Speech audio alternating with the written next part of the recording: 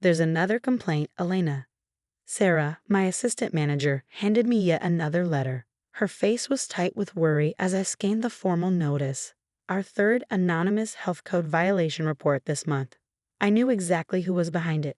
My name is Elena Martinez, and 6 months ago, I opened Sweet Dreams Bakery despite my mother-in-law's vocal disapproval.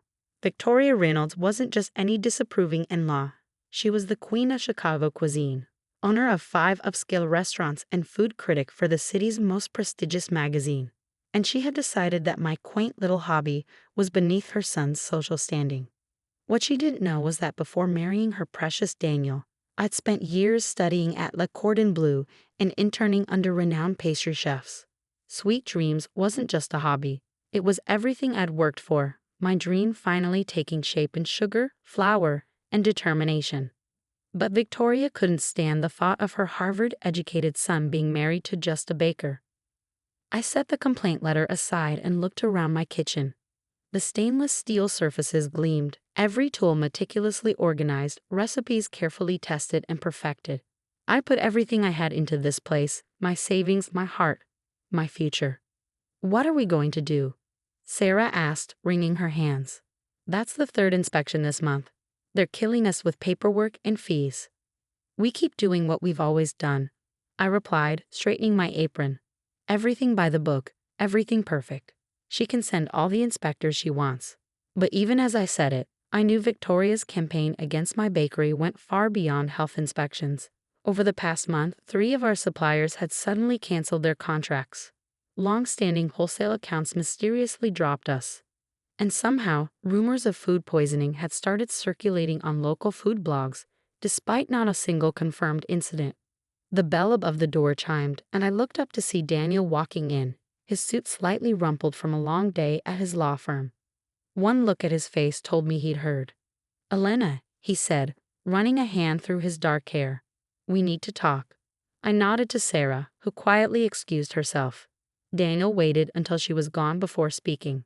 "Mom called me today," he began, his voice strained. "She's worried about you, about the bakery." "Worried?" I cut in, unable to keep the bitterness from my voice. "Is that what we're calling it now?" He sighed, loosening his tie. "I know she can be difficult. But maybe she has a point. This business is taking everything out of you. The stress, the constant inspections. Maybe it would be better to consider her offer."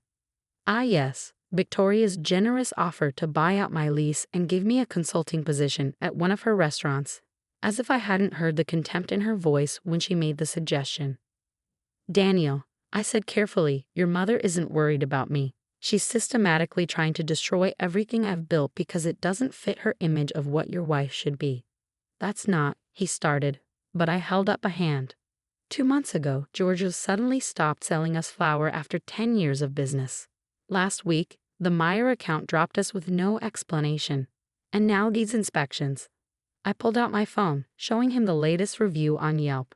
Food poisoning claims from accounts created yesterday. "This isn't concern, Daniel. This is sabotage." He stared at the phone, his lawyer's mind probably already seeing the pattern I'd documented so carefully. But before he could respond, the bell chimed again. Victoria Reynolds swept in like she owned the place, designer heels clicking against the tile floor. Perfect makeup unable to hide the disdain in her expression. "Daniel, darling," she said, air kissing his cheek before turning to me with a cold smile. "Elena, I see you're still persisting with this little venture." I met her gaze steadily. "Victoria, what an unexpected pleasure." She glanced around the kitchen, probably looking for health violations she could report. "I was just telling Daniel how concerned I am. These rumors about food safety, it would be terrible if someone actually got sick." The threat in her voice was clear as crystal. "Funny how those rumors started right after I turned down your buyout offer," I replied pleasantly. Her eyes narrowed slightly. "I was trying to help you save face, dear. This establishment clearly isn't working out. Better to cut your losses now before real damage is done to the family name." "Mom," Daniel warned, but Victoria wasn't finished. "Really, Elena, what did you expect? That you could open a little bakery and suddenly be taken seriously in Chicago's culinary scene? This isn't some small town where a few cupcakes impress people. This is my world, and frankly, you're out of your depth." I thought about the ledger locked in my office safe, the one documenting every suspicious cancellation, every sudden inspection, every fake review. I thought about the emails I'd received from former employees of Victoria's restaurants, telling me interesting stories about her business practices. "You're right about one thing," I said softly. "This is your world. For now." She laughed, the sound sharp and dismissive. "Oh, darling. Is that a threat? How cute." "Not at all," I smiled. "Just an observation." Victoria's perfectly manicured hand tightened on her designer purse. "Well, this has been enlightening. Daniel, dinner on Sunday. Elena, do try to keep things clean in here. Would hate to see another inspection." After she left, Daniel turned to me, his expression troubled. "Elena, Don't," I cut him off. "Just don't. Either you're with me on this, or you're not. But I won't pretend anymore that what she's doing is okay." He was quiet for a long moment, looking around the kitchen where I'd spent countless hours perfecting my craft. Finally, he nodded. "Show me everything," he said. "Every document, every canceled contract, every suspicious review. If she's really doing this, I need to know." I led him to my office, unlocking the safe where I kept my evidence. It was time to show my husband exactly who his mother really was. That night after closing, I sat in my office reviewing the day's receipts. Despite Victoria's best efforts, we still had loyal customers who chose us for their special occasions. The wedding cake consultations were booked solid for months. My phone buzzed with a text from Marco, my old mentor from culinary school who now worked as an executive chef at one of Chicago's most exclusive restaurants. "Got something you need to see. Can you meet tomorrow?" I texted back a quick confirmation, wondering what he found. Marco had been helping me quietly investigate Victoria's restaurant empire, and lately he'd been hinting at irregularities in her business practices. The next morning, I met Marco at a small cafe far from both my bakery and Victoria's restaurants. He looked nervous, glancing around before sliding a manila envelope across the table. "Be careful with this," he said quietly. "If anyone finds out I showed you." I opened the envelope, scanning the documents inside. Financial records, supplier invoices, health inspection reports from Victoria's restaurants. As I read, my eyes widened. "Are these numbers accurate?" I asked, pointing to a column of figures. Marco nodded grimly. "She's been cooking the books for years. Inflating costs, underreporting income, classic tax evasion stuff. But that's not the worst of it." He pointed to another document, this one showing food supplier invoices. "See these dates. She's been buying from unlicensed suppliers, probably to cut costs. Remember that big food poisoning scandal at Le Petit last year? The one that mysteriously went away." I did remember. A dozen people had gotten sick at one of Victoria's most exclusive restaurants, but somehow the story had disappeared from the news almost overnight. "She paid them off," Marco explained. "But there's a paper trail, and some of her former employees are willing to talk if they have protection." I sat back, my mind racing. Victoria had built her reputation on being absolutely perfect, absolutely above reproach. If this information got out— "Why are you showing me this?" I asked, though I already knew the answer. Marco's expression hardened. "Because what she's doing to you isn't right, and because someone needs to stop her before she hurts more people." I carefully returned the documents to the envelope, my heart pounding. This was exactly what I needed, not just to protect my bakery, but to expose Victoria for who she really was. But I had to be careful. Victoria hadn't built her empire by being careless, and she had powerful friends. One wrong move, and this could backfire spectacularly. As I drove back to the bakery, I thought about all the small business owners Victoria had crushed over the years. The chefs whose reputations she destroyed with her scathing reviews, the restaurants she forced out of business through her connections. It was time someone stood up to her. And thanks to her vendetta against my little bakery, I now had everything I needed to do it. The bell chimed as I walked into Sweet Dreams, and Sarah rushed over with a panicked expression. "Elena, they're back. Another health inspection." I smiled, tucking Marco's envelope safely into my bag. "Let them come. Everything's perfect, as always." Victoria thought she could break me through sheer force of will. She was about to learn that some people aren't so easily crushed. That afternoon, I received an unexpected visit from James Chen, one of Victoria's oldest friends and fellow restaurant critics. He browsed our display cases with apparent interest, sampling a cream puff with careful consideration. Exquisite, he said finally, looking at me with new respect. Victoria never mentioned you were actually talented. Victoria never mentions me at all. If she can help it, I replied dryly. He chuckled, but his eyes were serious. She's making a mistake, you know.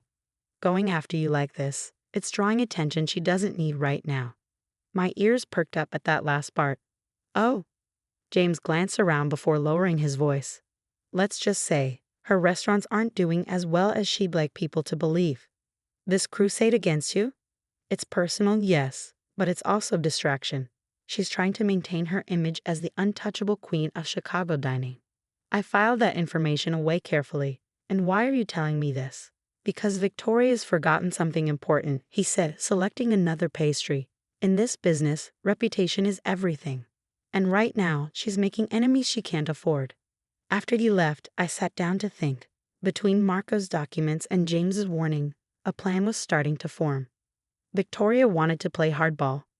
Fine, but she wasn't the only one who knew how to fight dirty. I picked up my phone and dialed a number I'd been saving for the right moment. Hello, this is Elena Martinez. I'd like to schedule a meeting with the IRS Criminal Investigation Division. I have some information they might find interesting. 2 weeks after my meeting with the IRS agents, Victoria's carefully constructed world began to crumble, though she didn't know it yet. I watched from Sweet Dreams' front window as another food critic, this one from the Tribune, sampled our newest creation, a dark chocolate lavender tort that had taken months to perfect. Sarah hovered nearby, nervous energy radiating off her. Do you think he suspects anything? I shook my head, smiling slightly. About the investigation? No, but he's about to write a review that will make Victoria absolutely livid. The critic's eyes had closed in obvious pleasure at the first bite. Exactly the reaction I'd been aiming for. Victoria might have connections, but she couldn't control every food writer in Chicago. And I had been quietly building my own network, one perfect pastry at a time. My phone buzzed with a text from Daniel. Mom's calling an emergency board meeting. Something about financial irregularities. I smiled. Right on schedule. The next morning, the Tribune's review hit. Sweet Dreams Bakery, a rising star in Chicago's culinary scene. The article praised not just our technical execution, but the innovation and artistry of our creations. The final paragraph was particularly satisfying. In a city dominated by established names and old money, Sweet Dreams proves that true talent doesn't need pedigree to shine. This isn't just a bakery, it's a testament to passion and perseverance in the face of unnecessary opposition. The last bit was a subtle dig at Victoria's very public campaign against us. The food world wasn't as firmly in her corner as she believed. I was arranging the morning's display when Victoria burst in, waving the newspaper like a weapon. Her perfectly coiffed hair was slightly disheveled, her designer outfit showing signs of being hastily donned. "What did you do?" she demanded, slamming the paper down on the counter. "Who did you bribe to write this?" I raised an eyebrow, keeping my voice calm. "I didn't have to bribe anyone, Victoria. Unlike some people, I let my work speak for itself." Her face flushed red. "You think you're so clever, don't you? One good review doesn't change anything. You're still nothing but a small-time baker playing at being legitimate." "Actually," I said, pulling out a folder I prepared for exactly this moment, "I'm much more than that. Would you like to know what else I am?" She stared at the folder suspiciously. "What is this?" "Evidence," I replied simply. "Every fake review you've orchestrated. Every supplier you've threatened. Every health inspector you've influenced." I paused, letting that sink in. And that's just the beginning. Victoria's hand trembled slightly as she opened the folder. I watched her face pale as she flipped through the documents, particularly when she reached the financial records Marco had provided. "Where did you get these?" she whispered. "Does it matter?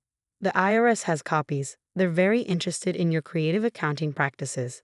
I moved closer, lowering my voice. "Did you really think you could destroy my business without me fighting back?" She straightened up, trying to regain her composure. "You're bluffing. You wouldn't dare." "I already have." I cut in. "The investigation started 2 weeks ago. They're looking into everything. Your restaurants, your suppliers. Those mysterious food poisoning settlements that disappeared."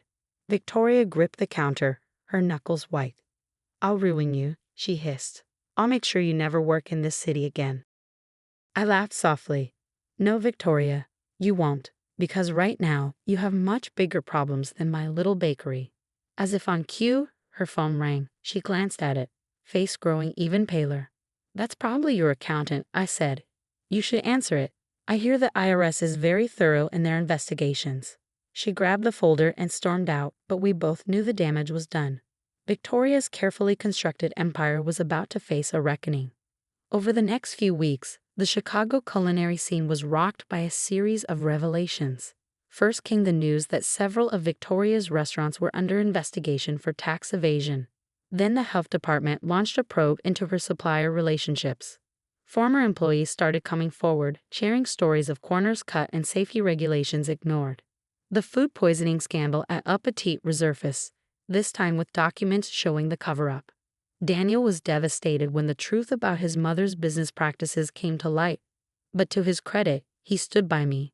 I should have seen it, he said one night as we closed up the bakery together. All these years, the way she operated, I just never wanted to look too closely. I squeezed his hand. She's your mother. You wanted to believe the best of her. And now, he asked quietly. Now we focus on building something honest, I replied, something we can be proud of. Victoria's empire continued to unravel. 3 of her restaurants closed amid the investigations. Her magazine column was suspended. The carefully cultivated image of perfection she'd maintained for decades crumbled in a matter of months. Then came the day I'd been both expecting and dreading. Victoria appeared at Sweet Dreams just before closing, looking nothing like the polished society queen she'd once been. Her designer outfit was wrinkled, her makeup less than perfect, her eyes haunted. Elena, she said, her voice hoarse. I need your help. I gestured for her to sit at one of the cafe tables. Why would I help you? Because despite everything, your family. She pulled out some papers, financial statements showing the dire state of her remaining restaurants, the investigations, the fines. I'm going to lose everything. But you know how to run a successful business honestly. You could help me save what's left. I studied her face, looking for any sign of her usual manipulation. But for once, Victoria Reynolds appeared genuinely humbled. If I help you, I said slowly, things will be done my way. Completely transparent, no more shortcuts, no more bullying smaller businesses, no more buying off inspectors. Are you prepared for that? She nodded, desperation clear in her eyes. I don't have a choice. You always had a choice, Victoria. You chose to build your success by destroying others. I built mine by creating something genuine. Tears welled in her eyes, the first real emotion I'd ever seen from her. I know, I was wrong about you, about your bakery, about everything. I let her sit there for a moment, remembering all the pain she caused, all the lives she damaged in her pursuit of power and prestige. I'll help you, I said finally, not because you deserve it, but because this industry deserves better than what you turned it into. We'll rebuild your restaurants properly this time. Over the next year, Victoria's restaurant empire was transformed. We closed the failing locations, focusing on 2 restaurants that could be salvaged. I implemented strict quality controls, transparent booking practices, and fair treatment of staff and suppliers. Slowly, her reputation began to recover, not as the untouchable queen of Chicago dining, but as someone who had learned from her mistakes and changed for the better. Sweet Dreams continued to thrive, expanding to a second location. The Tribune's food critic became a regular customer, often bringing colleagues to sample our latest creations. One evening, as I was experimenting with a new recipe, Victoria stopped by. She watched me work for a while before speaking. You know what the hardest part was? She said quietly. Realizing that everything I thought made me powerful, the connections, the intimidation, the manipulation, actually made me weak. Real strength is in creating something that can stand on its own merit. I looked up from my mixing bowl. Is that an apology? She smiled slightly. It's a thank you for showing me a better way to succeed. I nodded, accepting her words for what they were, the closest thing to genuine remorse Victoria Reynolds would ever express. Would you like to learn how to make this? I asked, gesturing to the delicate French pastry I was creating. Her eyes widened in surprise. You teach me. Why not? We're family after all. As I showed Victoria the proper technique for laminating dough, I thought about how far we'd both come. She had lost an empire built on lies but gained something more valuable, understanding. and I had proven that success doesn't require compromising your principles. Sweet Dreams had become more than just a bakery. It was a testament to doing things the right way, to standing up against intimidation, to believing in yourself when others try to tear you down. And every morning, as I unlocked the doors and breathed in the smell of fresh bread and possibility, I smiled knowing that I had not just survived Victoria's attempts to destroy me, I had shown her a better way to live.